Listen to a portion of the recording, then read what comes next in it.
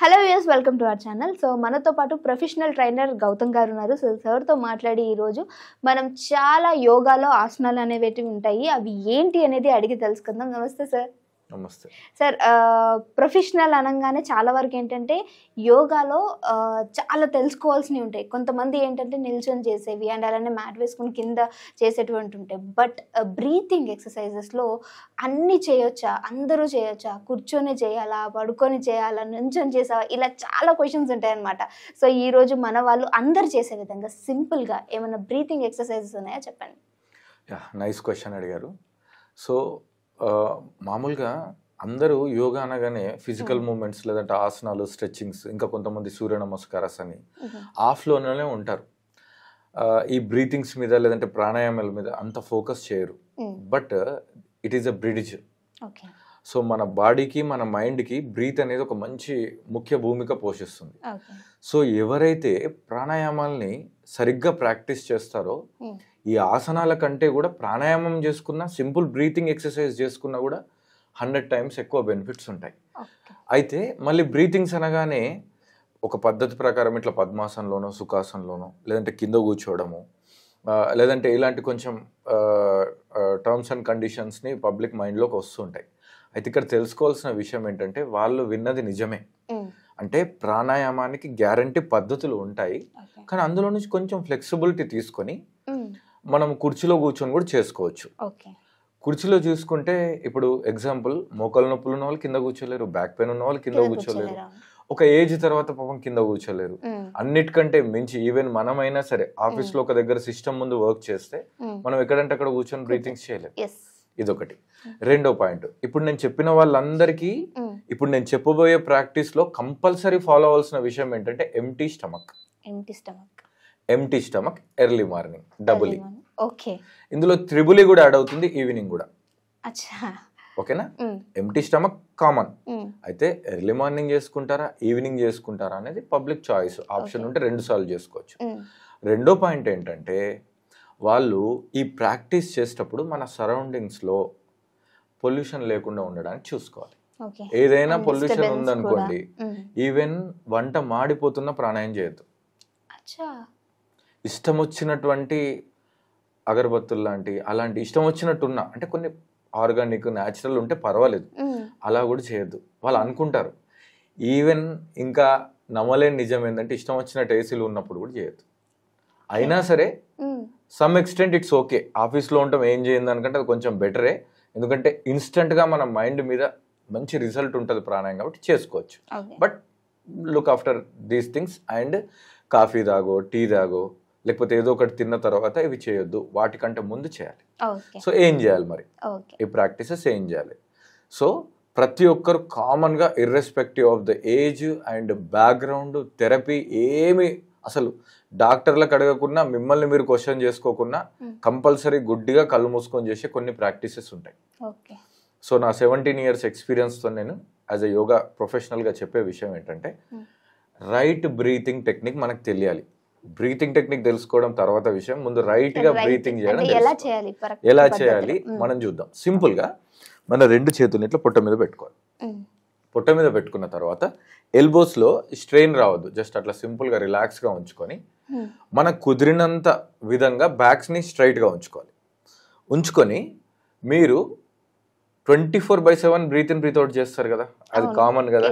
Even 84 lakhs జీవరాశులు ప్రతి ఒక్కటి చేయాల్సిందే, లేకపోతే మన డెడ్ బాడీ అవుతాం.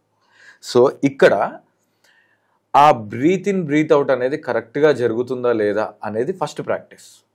సో మీరు శ్వాస తీసుకున్నప్పుడు పొట్ట బెలూన్లో బయటకు రావాలి, శ్వాస వదులుతున్నప్పుడు పొట్ట లోపలికి వెళ్ళాలి. ఓకేనా? అయితే మీరందరూ ఇది వినక ముందు అసలు నిజంగానే అలానే జరుగుతుందా లేదా కళ్ళు మూసుకొని ఊహించుకోండి. ఓకేనా? సో నార్మల్గా మీరు శ్వాస తీసుకున్నప్పుడు ఏం జరుగుతుంది, పొట్ట ఎలా బిహేవ్ చేస్తుంది, శ్వాస వదులుతున్నప్పుడు పొట్ట ఎలా బిహేవ్ చేస్తుంది గమనించండి. అప్పుడు మీకు అర్థమైపోతుంది మీరు నిజంగానే రైట్గా చేస్తున్నారా, రాంగ్గా చేస్తున్నారా. సో రాంగ్గా ఇప్పటివరకు చేసినా it's okay, no problem, but let us do in a right way. ఆపోజిట్లో అనిపిస్తుంది. Most of the people especially IT related mind ద్వారా చాలా పని చేసే వాళ్ళకి అది తప్పు జరిగిపోతుంది. ఓకే. ఎందుకంటే మనం అంతా కూడా ఈ టైం చేంజ్ అయిపోయింది. ఇప్పుడు ఫుల్ శరీరంతో కష్టపడి చేసే జాబ్స్ కావు ఇవన్నీ. మనం most of the people mind వాడి టెక్నికల్ ఫీల్డ్లో ఉన్నాం. ఎస్పెషల్లీ ఐటీ కావచ్చు, మీ ఈ మీడియా కావచ్చు, ఎవరైనా సరే మైండ్ మైండ్ మైండ్ మైండ్ ఎక్కడైతే మైండ్ వాడుతున్నామో వాళ్ళకి స్ట్రెస్ ఉంటుంది, అంతే కదా. సో ఇక్కడ 2 చేతుల్ని పొట్ట మీద పెట్టుకొని అలా ప్రశాంతంగా కళ్ళు మూసి మీరు శ్వాస తీసుకుంటున్నప్పుడు పొట్ట బెలూన్లా బయటకు రావాలి. శ్వాస వదిలేటప్పుడు ఆ 2 అరచేతుల్ని గట్టిగా ప్రెస్ చేయండి, పొట్ట లోపలికి వెళ్తుంది. ఇలా శ్వాస మెల్లిగా తీసుకుంటూ పొట్ట బయటకు రావాలి. శ్వాస వదులుతూ పొట్ట మెల్లిగా లోపలికి వెళ్ళాలి. ఇలా శ్వాస బయటకి రావడం, శ్వాస లోపలికి వెళ్ళడం అనేది ముందు మనం నేర్చుకోవాలి. సో నేర్చుకోవాలి అంటే దీనికి ఒక ప్రాపర్ ట్రైనింగ్. ఆ ట్రైనింగ్ అనేదానికి మనం ఒక 5 minutes దీనికి డెడికేట్ చేసి, ఈవెన్ ఆఫీస్ డిస్క్లో అయినా సరే ఒక షార్ట్ బ్రేక్ తీసుకొని ఈ విధంగా 2 చేతుల్ని పొట్ట మీద పెట్టుకొని శ్వాస తీసుకునేటప్పుడు పొట్ట బయటకి రావడం, శ్వాస వదిలేటప్పుడు పొట్ట లోపలికి వెళ్ళడం జరుగుతుందా లేదా అని కీన్గా అబ్జర్వ్ చేయాలి. అలా కొద్దిసేపు చేసినా సరే మన మైండ్ దీనికి ఈ ప్యాటర్న్కి అలవాటు అయిపోతుంది. అంటే ఇదంతా మైండ్ రిలీఫ్నెస్ కోసం అంటారు. యా. సో నేను చెప్తా, మీకు రానున్న టాపిక్స్లో అది పెద్ద టాపిక్. మీరు అన్నది బాగుంది, బట్ ఇక్కడ మేడం అడిగినందుకు మీరు అందరూ ఒక టాపిక్ అండర్లైన్ చేసుకోండి. Yes, breath is linked with our mind, mind is linked with breath. Okay, ఎక్కడైతే కాన్షియస్గా శ్వాస ఉందో అక్కడ మైండ్ లేదు, ఎక్కడైతే మైండ్ లేదో అక్కడ శ్వాస పద్ధతిగా లేదు. దీని గురించి మనం రానున్న టాపిక్స్లో నేర్చుకుందాం. ఈ విషయాన్ని మాత్రం మీరు ప్రాక్టీస్ చేయండి. వీలైతే వీడియోని ఇక్కడనే పాస్ చేసి ఒక 3 minutes ప్రాక్టీస్ చేసి మళ్ళీ ఆన్ చేయండి. ఎందుకంటే life is all about practice, not only theory. Especially in yoga, yoga is 99% practice, just 1% theory. మీరు నా వీడియోలు ఎంతనన్నా వినండి, మీకేం రాదు. ఒక్క 2 నిమిషాలు ప్రాక్టీస్ చేయండి, అన్నీ వచ్చేస్తాయి. సో ఇప్పుడు మనం చేద్దాం. కళ్ళు మూసుకోండి. మీరు కూడా కళ్ళు మూసుకోండి. Just close your eyes. Let's keep our palms. మన 2 అరచేతుల్ని నేవల్ మీద ఉంచేసి ప్రశాంతమైన చిత్తంతో ఒక స్మైలీ ఫేస్తో మీరు ఒక డీప్గా అంటే లోతుగా శ్వాస తీసుకోండి. తీసుకునేటప్పుడు మీ పొట్టని బయటకు నెట్టండి, ఒక బెలూన్ లాగా బయటకు రావాలి. మళ్ళీ శ్వాసను వదులుతూ మెల్లిగా పొట్ట లోపలికి తీసుకెళ్ళాలి. Inhale, abdomen out. Exhale, abdomen in. ప్రశాంతమైన శ్వాస లోపలికి తీసుకుంటూ పొట్ట బెలూన్లా బయటకు రావాలి.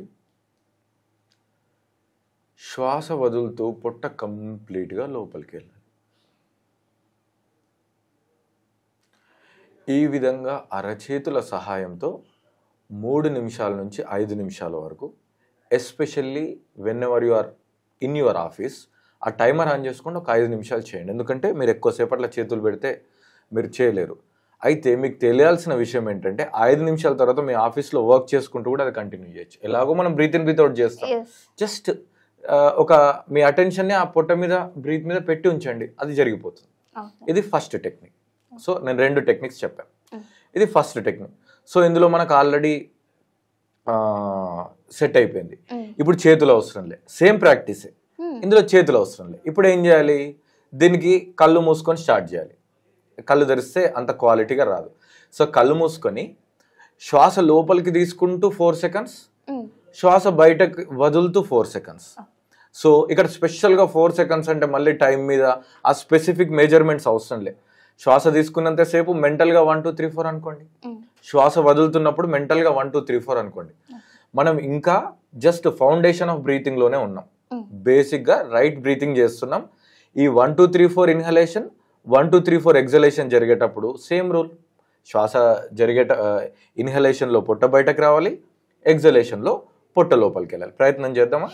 Now just close your eyes. ఇప్పుడు మీ పాత బ్రీత్ అంతా ఒకసారి ఎగ్జేల్ చేయండి. ప్రశాంతంగా, చాలా కూల్గా ఉండాలి. మన మైండ్లో ఇంకా ఎలాంటి ఎక్స్పెక్టేషన్స్, జడ్జిమెంట్స్ ఏముండొద్దు.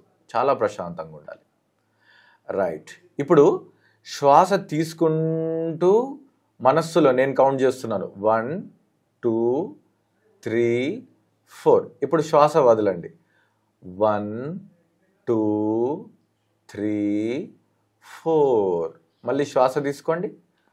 1 2 3 4.